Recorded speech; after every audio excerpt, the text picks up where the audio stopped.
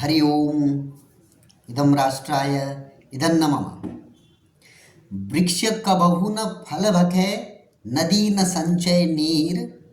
परमारथ के कारणे साधुन धरा शरीर। साधुओं का शरीर परमार्थ के लिए, दूसरों की भलाई के लिए। यहाँ पर साधुओं की तुलना वृक्ष, नदी आदि से की गई है। अर्थात वृक्ष, नदी आदि साधुओं के समान हैं, जो अपने लिए नहीं वरन दूसरों के लिए जीते हैं। और हमारी संस्कृति इसको रेखांकित भी करती है और प्रकृति, पेड़ पौधे और नदी, पहाड़ आदि को सम्यक उनका सम्मान भी करती है। इसी को रेखांकित करता हुआ एक लेख पथिक संदेश पत्रिका में इस बार छपा हुआ है। लिखते हैं, हिंदुत्व पर्यावरण सुरक्षा की गारंटी। यह हमारी संस्कृति है, उसको रेखांकित करते हुए आज के समय में, आज के परिप्रेक्ष्य में पर्यावरण और हमारा जो शाश्वत हिंदू चिंतन है उसको रेखांकित करते हुए ये लेख छपा है। आप सभी का स्वागत है पथिक संदेश पत्रिका के लेख पाठन अभियान के इस नए अंक में। आज हम आवरण कथा जो इस पत्रिका की इस बार छपी है उस पर चर्चा करने जा रहे हैं। पहले लेख पाठन करेंगे, फिर उसमें उसका विश्लेषण करेंगे।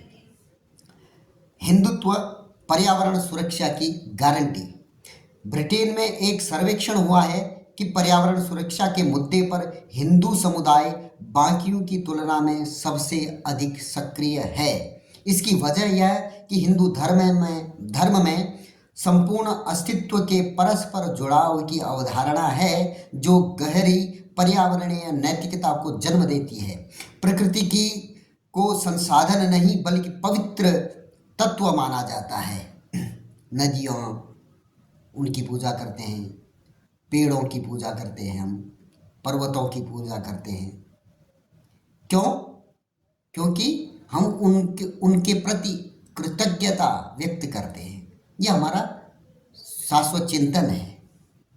उसी को आगे बढ़ाते हुए लिखते हैं, प्रकृति की ब्रिटेन के institute for the impact of faith in life की शोध में यह तथ्य मजबूती से उभर कर आया है। संस्थान की शोधकर्ता अमांडा मुजरजान कहती हैं कि हिंदू मान्यता के अनुसार ईश्वर हर चीज में है, जिससे सुरक्षा करने की जिम्मेदारी बढ़ जाती है। शोध के मुताबिक 64% हिंदू रिवाइल्डिंग यानी इकोसिस्टम को नई जिंदगी देने में शामिल है। 78% हिंदू आदतें बदलते हैं ताकि पर्यावरण को नुकसान कम हो। वहीं 44% हिंदू पर्यावरणीय संगठनों से जुड़े हैं। शोध में हिंदू, मुस्लिम और ईसाई समुदायों के पर्यावरण को लेकर दृष्टिकोण और गतिविधियों का विश्लेषण किया गया। शोध के मुताबिक 82% ईसाई धर्म को पर्यावरण सुरक्षा से जोड़ते हैं, पर उनके सुरक्षा संबंधी काम सबसे कम है। 31% ईसाई जलवायु परिवर्तन को नकारते हैं, जो किसी भी धार्मिक समूह में सबसे अधिक हैं। 92% मुस्लिम व 82% ईसाई मानते हैं कि उनका धर्म पर्यावरण की देखभाल करने की जिम्मेदारी देता है, पर उनकी यह सोच व्यवहार में नहीं बदलती। ब्रिटिश ईसाई एलिजाबेथ एडवर्ड्स कहती हैं कि चर्च में पर्यावरण पर चर्चा नहीं होती। यह नहीं सिखाते कि हम जब तक हम हैं तब तक पर्यावरण पर सकारात्मक प्रभाव कैसे डालें। प्रेरणा स्रोत बन रहे हिंदू धर्म कर्म पर आधारित है। इसमें मानते हैं वे जीवन में हम जो करते हैं उसका असर अगले जन्म पर पड़ता है। अच्छे कर्म से बुरे कर्म मिटते हैं और अगला जन्म बेहतर होता है। ब्रिटिश हिंदू बंसरी रूपारेल कहती हैं, मैं प्लास्टिक उपयोग नहीं करती, चीज़ें इको फ्रेंडली ही लेती हूँ, छोटे छोटे कदम ही बड़ा बदलाव लाते हैं। युवा ज़्यादा जागरूक, 18 से 24 वर्ष के 46% धार्मिक युवा ईश्वर को पर्यावरणविद के रूप में देखते हैं, जबकि 65 वर्ष से अधिक उम्र वाले 17% लोग ऐसा मानते हैं। जेन जी, जिसको हम नई पीढ़ी कहते हैं, जेन जी, पर्यावरण को लेकर अधिक सजग हैं। वे जॉब इंटरव्यू में कंपनी के कार्बन फुटप्रिंट पर पूछते हैं। हिंदू धर्म सिखाता है कि खुद को इकोसिस्टम का हिस्सा माने और इस रिश्ते का सम्मान करते हुए काम करें। विश्लेषण में कहा गया है कि हिंदू धर्म में पर्यावरण का विशेष महत्व है। आयुर्वेद भी पर्यावरण और शरीर का आपसी रिश्ता दर्शाता है। हिंदू परंपरा के अनुसार सूर्यास्त के बाद फूल पत्तियां नहीं तोड़े जाते, क्योंकि तब वे विश्राम की अवस्था में होते हैं। फूल या अन्य वनस्पति तोड़ते समय भी मन में अनुमति मांगते हैं, ऐसा भाव है। अधिकांश हिंदू पर्यावरण के लिए कुछ न कुछ कर रहे हैं, चाहे वह शाकाहारी बनना हो या पवित्र पशुओं का सम्मान। यहाँ तक कि सांप भी पूजनीय माने जाते हैं। ब्रिटिश हिंदू बंसरी कहती हैं, मैंने भारत में देखा कि जब सड़क पर सांप आया तो लोग कार से उतरकर उसके जाने का इंतजार करने लगे, कुछ ने प्रार्थना भी की। इनका कहने का भाव ये है कि ये एक प्रेरणा, ये पत्र का कहने का मतलब ये नहीं कि भाई हम अपनी सुपीरियरिटी बता रहे हैं और कोई बोस्टिंग कर रहे हैं, परंतु ये एक सजगता की बात है। हिंदू जनमानस सदैव प्रकृति से जुड़ा हुआ है। हजारों वर्षों की हमारी ये जो यात्रा है वह बहुत पूर्णतया संतुलन के साथ चली हुई यात्रा रही है, और कभी भी इसी हजारों वर्षों की हिंदू समाज की जो सनातन परंपरा है उसमें पर्यावरण के साथ विद्वेष वाला आपन से ढूंढ नहीं पाएंगे। जैसा ये पिछले 500 सालों में जो पश्चिमी सभ्यता के नेतृत्व में विकास की यात्रा चली है उसमें यह असंतुलन बढ़ा है। अभी ज़रूरत ये है कि हम जहाँ से ठीक हो सकता है उसकी ओर प्रेरित हों। इसका अर्थ ये नहीं कि सभी को आज ही से हिंदू धर्म अपनाने की प्रेरणा है, परंतु जो अच्छी बातें हो रही हैं वह अपनाना चाहिए। ये व्यवहार में लाने की बात है कि जैसे हम लोग अपने व्यवहार में कुछ छोटी छोटी आदतें शुरू करें कि प्लास्टिक को फैलने से बचाने के लिए ज़्यादा से ज़्यादा जो प्लास्टिक है, जो वन टाइम यूज़ वाला प्लास्टिक है, या ये जो पन्नियाँ आती हैं पॉलीथीन की, उनको हम बोतलों में बंद करके रखना प्रारंभ कर दें ताकि वो फैले ना। एक हर घर में कुछ न कुछ इको फ्रेंडली पौधे लगवाए जाएं, जो किचन गार्डनिंग की बात करती हैं, अभी काफ़ी प्रचलन में आ गई है। मतलब ये कहने का भाव ये है कि अपने जीवन में कुछ आदतों को सम्मिलित करने का प्रयास, और हिंदू समाज में ये हमेशा से रहा है कि पौधों का सम्मान करना, पशुओं का सम्मान करना, पेड़ का, नदी का, सबका सम्मान करना। वहाँ पर कुछ विकृतियाँ आई होंगी, ये समय के प्रवाह की होंगी, परंतु वो हमारी जो सनातन शाश्वत परंपरा है वो हमेशा से रही है। आगे इसी में आगे लिखा हुआ है कि पर्यावरण की सुरक्षा एवं संरक्षण हेतु सदियों से हिंदू धर्म अति संवेदनशील रहा है। हिंदू धर्म के इतिहास में वनस्पति, वन्य जीव, वायु, जल, आकाश, अग्नि का ही उल्लेख नहीं बल्कि उनका उचित प्रयोग और उनमें होने वाले अप्रत्यक्ष लाभों का भी विवरण मिलता है। हिंदू धर्म का यही उद्देश्य है कि प्रकृति का पूजन करो और उसे संरक्षित रखो। विश्व की कुल आबादी की लगभग 13% व्यक्ति हिंदू धर्म के अनुयायी हैं। उनसे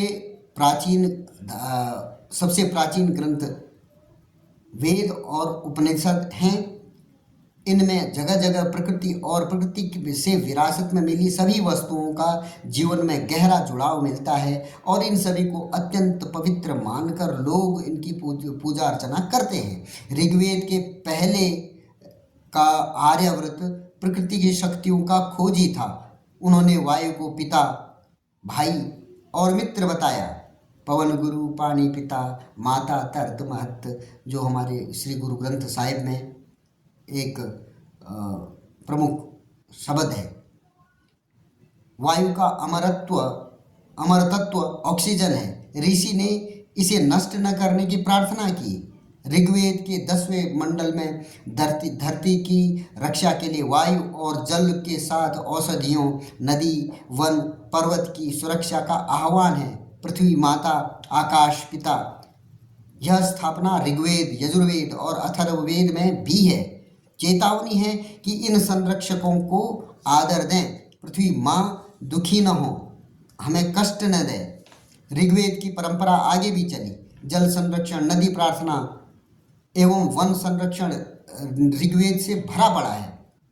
मसलन वनस्पतियाँ उपकार हैं, पीपल देव सदन है।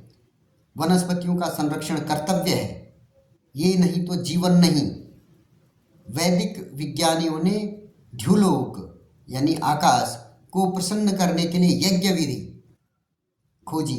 ध्युलोक वर्षा आदि करते हैं, पृथ्वी माँ तृप्त होती हैं। यज्ञ अग्निहोत्र है। अग्निहोत्र एक विशेष रासायनिक तकनीक है। अग्निहोत्र के जरिए वायुमंडल को खतरनाक गैसों के मध्य ऑक्सीजन और कार्बन डाइऑक्साइड का संतुलन बनाया जाता है। जल संरक्षण का संदेश देते हुए कहा गया है कि आकाश के पानी यानी वर्षा, नदी और कुओं के पानी जिनका स्रोत सागर है, इन सब पवित्र पानी, यह सब पवित्र पानी मेरी रक्षा करें। यह भी ऋग्वेद का वचन है। वनस्पति और पेड़ पौधों के महत्व को हिंदू धर्म में बहुत मान्यता दी है। किसी न किसी प्रकार हर पेड़ को किसी देवी देवता अथवा मान्यता से जोड़कर उसकी रक्षा करने का उपाय कालांतर से बनाए रखा है। वैज्ञानिक दृष्टि से आज वृक्षों का महत्व बताया जाता है और उनकी रक्षा के लिए बल दिया जाता है। वेदों में भी वट, तुलसी, बेल, अशोक, आम, कदम, नील, पलाश, पीपल, महुआ, सेमल, गूलर आदि पूजनीय बताए गए हैं। इनमें विभिन्न देवताओं का वास माना जाता है। वराह पुराण में वृक्षों के महत्व को निम्न प्रकार बताया गया है। एक व्यक्ति जो एक पीपल, एक नीम, एक वट, 10 फूलदार पौधे अथवा लताएं, 2 अनार, 2 नारंगी और 5 आम के वृक्ष लगाता है, वह नरक नहीं जाता। पशुओं और पक्षियों की रक्षा हेतु उन्हें पालना, भोजन खिलाना और उन पर किसी अत्याचार की आशंका को जड़ से हटाने के उद्देश्य से प्राचीन काल से ही हिंदू धर्म में बड़ी सुंदर व्यवस्था की गई है। शेर, हंस, हाथी, नादिया, चूहा, हंस, गरुड़, बंदर, घोड़ा, मोर, उल्लूक, गिद्ध, चीता, कुत्ता, हिरण, गधा, यह सभी देवी देवताओं के वाहन माने गए हैं। अनेक देवी देवताओं से इनको जोड़ना भी इसी क्रम में आंका जा सकता है। हमारे ग्रंथों में प्राकृतिक प्रदूषण फैलाने से रोकने तथा दोषी को दंड देने की व्यवस्था का विवरण भी कई स्थानों पर मिलता है। किसी भी व्यक्ति को पानी में पेशाब, मल अथवा थूकना नहीं चाहिए। किसी भी वस्तु को जो इन अपवित्र वस्तुओं, रक्त और विष से मिश्रित हो, जल में फेंकना नहीं चाहिए। मनुस्मृति में व्यक्ति जिसने शहर के अंदर बिल्ली, कुत्ता, नेवला और सांप जैसे जीव के लोथ अथवा कंकाल को फेंका हो, उसे 3 पाना का दंड दिया गया। गधा, ऊंट, खच्चर और नरकंकाल फेंकने वाले को 50 पाना का जुर्माना किया गया। यह कौटिल्य के अर्थशास्त्र में वर्णित है। विश्व का प्रत्येक व्यक्ति शांति चाहता है जो प्रकृति से लड़कर नहीं मिलती। भारत के प्रत्येक मंगल मुहूर्त में पढ़ा जाता है शांति मंत्र। पृथ्वी के संगठन तत्वों के प्रति सचेत श्रद्धा भाव की अभिव्यक्ति है। यजुर्वेद में प्रार्थना है, पृथ्वी और अंतरिक्ष शांत हो, औषधियाँ वनस्पतियाँ शांत हों, सर्वत्र शांति हो। आज पृथ्वी अशांत, जल अशांत, वन उपवन अशांत, पर्यावरण पर आगे बनने वाली विश्व की नीति में हिंदू धर्म ही योग दे सकता है। यह एक शोध का आलम्बन लिया गया है। निश्चित तौर पर हमें हमारी जड़ों से जोड़ने का प्रयास किया गया है। हमारा जो सनातन चिंतन है वो सदैव प्रकृति के सापेक्ष रहा है और हमारा जो स्वत्व है, हमारी जो गणनाएं हैं वो सदैव वैज्ञानिक रही हैं। जो प्रकृति के संरक्षण की बात भी हम करते हैं उसमें वैज्ञानिक तथ्य और तत्व सम्मिलित रहते हैं। इसलिए आवश्यक है कि हमें